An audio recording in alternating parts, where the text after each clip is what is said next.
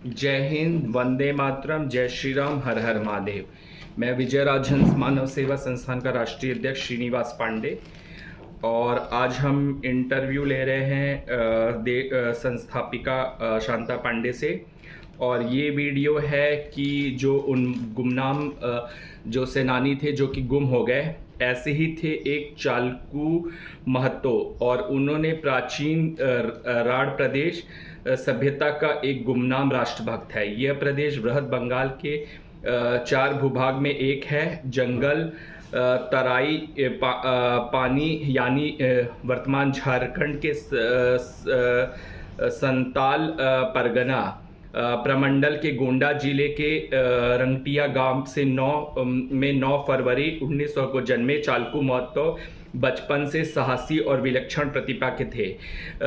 नाना धनीराम महतो के बहुत लाडले थे। इसी वजह से उनकी शिक्षा दीक्षा नाना के पास बाडेही गांव में हुई थी। बीमारी से मां की असमय मृत्यु से वह चालकू अपने घर रंगटिया में रहकर पिता के साथ खेतों में धान हाथ बटाने लगे। अपने हुनर और प्रतिभा के कारण गांव का प्रधान बने और फिर कुंडमी श्यामसन व्यवस्था के परगना के परम परगनेत भी बने। गोंडा हलाके में कंपनी सरकार में प्रवेश हो चुका था। वहां अंग्रेजों को गोड्ढा में भूमि का भी अप्रत्याशित वृद्धि कर दी थी। जो कर देने में आनाकानी करते या गरीबी अथवा या उपज के कारण असमर्थ होते थे, उनको तरह तरह की यातनाएं दी जाती थी और उनकी ज़मीन को छीनकर बाहर रेवात को दे दी जाती थी। रेवात इस नई व्यवस्था की से अपरिचित थे। ज़मीन उनकी थी, उनका जंगल उनका था, जल उनका था, अतः वह सामूहिक और सह अस्तित्व के साथ जीते आए थे। लेकिन जब नई व्यवस्था को जब उनसे यह छीना जा रहा था तो इसके लिए कर की व्यवस्था शेष में दी, तो चालकू महतो इस अत्याचार को देख रहे थे और उन्होंने प्रण कर लिया कि इस अत्याचार के विरुद्ध में लड़ेंगे।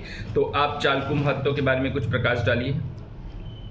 चालकू महतो हूल आदिवासी इलाके का हूल प्रजाति का एक स्वतंत्रता सेनानी था।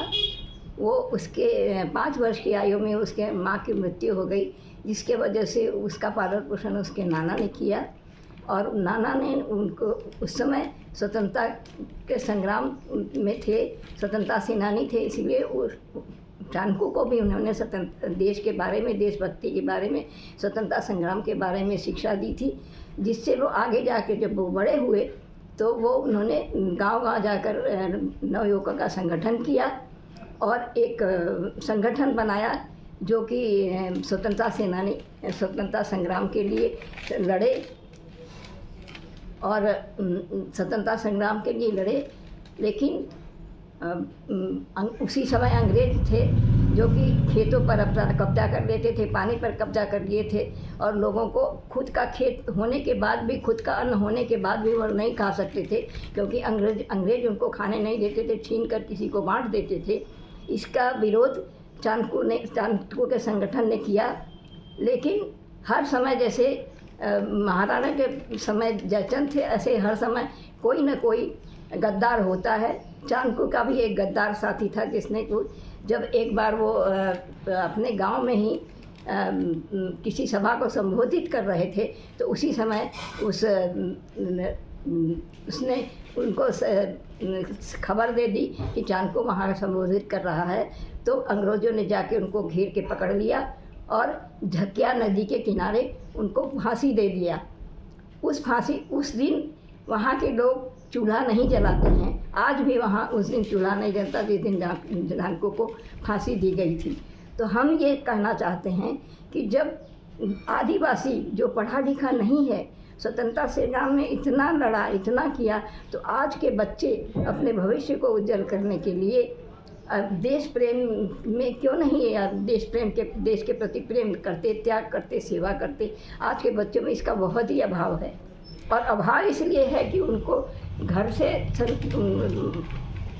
सभ्यता संस्कृति उनको घर से नहीं मिल पा रही है। अगर घर से अभिभावक उनको अपने सभ्यता के बारे में, अपने इतिहास के बारे में, अपने प्राचीन लोगों के बारे में अगर बताएं तो बच्चों में वो संस्कार बनेंगे और देश के प्रति प्रेम जागेगा। क्योंकि ये पढ़ने मात्र से और ये सुनने मात्र से ही मतलब रोंगटे खड़े हो जाते हैं और बहुत ज़्यादा मतलब वो चीज़ बहुत अजीब सा लगता है। और जैसे हमने चाणक्य महतो के बारे में जाना, जो कि एक बहुत बड़े वीर सेनानी थे और वर्ष 1900 में ब्रिटिश युवराज ने भारत आने के विरोध में क्रांतिकारी कर रहे थे। उस समय अपना मनमान गुप्त 17 फरवरी 1908 से 26 अक्टूबर 2000 की उम्र में केवल 1908 से 1926 14 साल के थे। काबी बहिष्कार आंदोलन में शामिल थे। मनमत जब हड़ताल और धरने में नोटिस बांटने निकले तो उन्हें पिता ने टोका। नोटिस बांटने के लिए उन्हें पुलिस पकड़कर जेल भेज सकते थे, डंडों से पीट सकते थे। क्या तुम ये यातना सह पाओगे? तो मनमथ नाथ का उत्तर था कि बाबूजी, मैं मातृभूमि के लिए सब कुछ सहने के लिए तैयार हूँ। अपने ही तो ये सिखाया कि इसके बाद पिता ने उन्हें अनुमति दे दी। आखिर नोटिस बांटते हुए उन्हें पकड़ लिया गया और वह 3 महीने की जेल दे दी गई। पंडित बीरेश्वर गुप्त के पुत्र मनमथ नाथ का जन्म बनारस में हुआ था। 5 वर्ष की आयु में ही वह गणित के कठिन प्रश्न हल कर बालक मनमथ ने अपनी प्रतिभा का परिचय दे दिया था।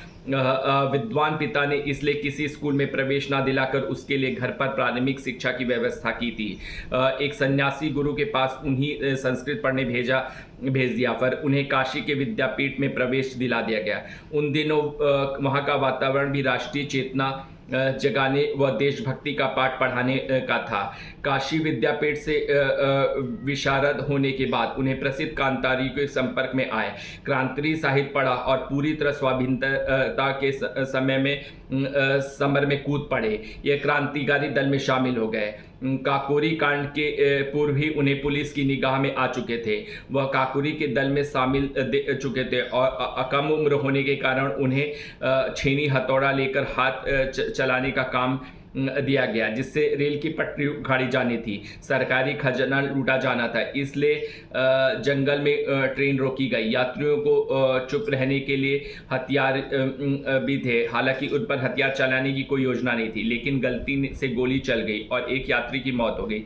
वह गलती मनमान के अनजाने में हुई थी। अंग्रेज पुलिस ने उस दल को गिरफ्तार कर लिया। फिर उनके साथियों को फांसी की सजा हुई, लेकिन कम उम्र के कारण उन्हें कठोर कैद की सजा दी गई। तो ऐसे सेनानी हमारे मिले हैं। तो इनके बारे में आप क्या कहना चाहेंगे कि आज जो काशी विद्यापीठ स्वतंत्रता सेनानियों की पृष्ठभूमि रहा था और जिस काशी विद्यापीठ में लोग पढ़कर एक महान सेनानी बनते थे और एक अपनी प्रतिभा का लोहा मनवाते थे, आज कहाँ पे हमारी शिक्षा प्रणाली में कमी रह गई है? शिक्षा प्रणाली में कमी रह गई है, तभी तो आज के बच्चे वो नहीं कर पा रहे हैं जो कि पहले वहाँ के पढ़े हुए बच्चों ने किया है। पहले अब वहाँ के विद्यापीठ का ये कर्तव्य है कि वो अपने पाठ्यक्रम में या कोई डिबेट ऐसा रखें हफ्ते में एक बार, जिससे इन सेनानियों का, इन क्रांतिकारियों का जीवन चरित्र पढ़ाया जाए। जब लोगों में जो लोग पढ़ेंगे, समझेंगे, जानेंगे, तो ही तो आज के युवा अपने आगे उनके समान बनने की कोशिश करेंगे। जब उनके बारे में कुछ उन्हें जानकारी ही नहीं होगी तो वो कैसे बनेंगे? आत्मबल उन्हें कैसे बढ़ेगा? क्योंकि हम देखते हैं कि हमारे ऐसे बहुत से गुप्त क्रांतिकारी थे जिन्होंने मतलब देश और देश के लिए बलिदान दिया है और देश के लिए कार्य किया। उनके तथ्यों को हम अनजान हैं। उन तथ्यों को हमें लोगों को बताना होगा, उन तथ्यों को, क्योंकि ऐसे बहुत से वीर सेनानी हैं, गुमनाम हैं, जिनके बारे में लोगों को पता नहीं है।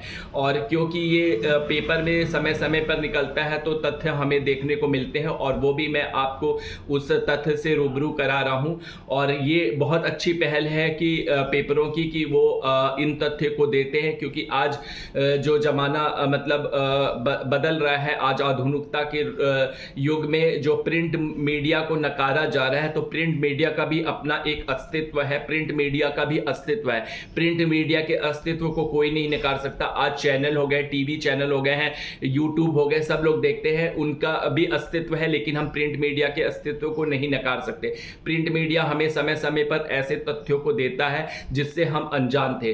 तो मैं प्रिंट मीडिया का बहुत शुक्रिया कहना चाहूँगा, उन्होंने हमें तथ्य को दिया। और ये सब कुछ मुझे भी खुद आज तक नहीं पता था कि हम इन महत्वों के बारे में या मनसुख जी के बारे में आज तक नहीं पता था। जब मैंने पेपर की कटिंग काटी और मैंने उसको तथ्यों को पढ़ा तो मुझे बहुत गर्व महसूस हुआ, और मैं आप लोगों को ये अपने साथ ये शेयर करने के लिए बाध्य हो गया। और इसीलिए ये वीडियो बनाने का हमारा मुख्य कारण था कि हम उन तथ्यों को जानें, उन वीर सेनानियों को जानें जिन्होंने अपने देश के लिए बलिदान कर दिया। और जब मैं वीडियो बना रहा था तो मेरे रोंगटे खड़े हो गए, क्योंकि उन बलिदानों को हम भूल नहीं सकते। आज हम भी आज़ादी में सांस ले रहे हैं तो उनका ही बहुत बड़ा योगदान है। उनको कोई स्वार्थ नहीं था, उनको कोई निजी स्वार्थ नहीं था, उनको कोई कुछ उनके को नहीं था। वो सिर्फ देश के लिए मर मिटना चाहते थे। उनका ये था कि हमको किसी को अत्याचार नहीं सहना है। तो आज वो समय आ गया, हमें किसी का अत्याचार नहीं सहना है,